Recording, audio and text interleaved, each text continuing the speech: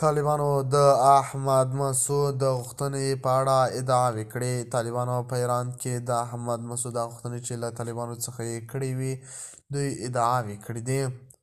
د خرابات ټي وي چینل درنو لیدونکو سلام، ستړي مه شئ، وخت مو بخیر. هیله لرم چې جوړ او روغ به یې. په سر کې یادونه کوم که خرابات ټي وي چینل مو نوي سبسکرایب کړئ، په درنښت سره خرابات ټي وي چینل سبسکرایب کړئ.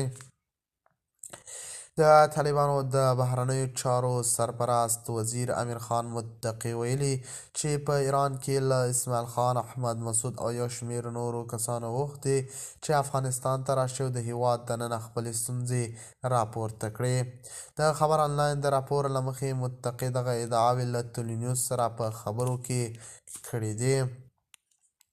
بیا له بلې خوا احمد مسعود د خپل د پلار د ویجاړېدلو په هکله ټول ولس ته ویلي دي چې زما د پلار قبر هیچا هم نه دی ویجاړ کړی. احمد مسعود د قبر ویجاړېدل طالبان وایي دوی د ځواکونو لخوا د نړېدو اوازې دروغ دي.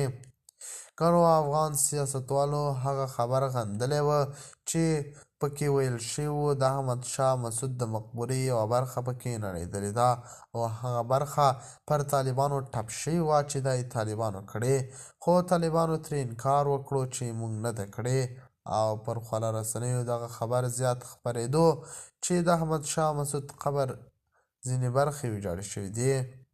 ورسره د هغه ملګرو د پخواني جهادي مشرانو توند غبرګونونه هم رامخته کړلي ول.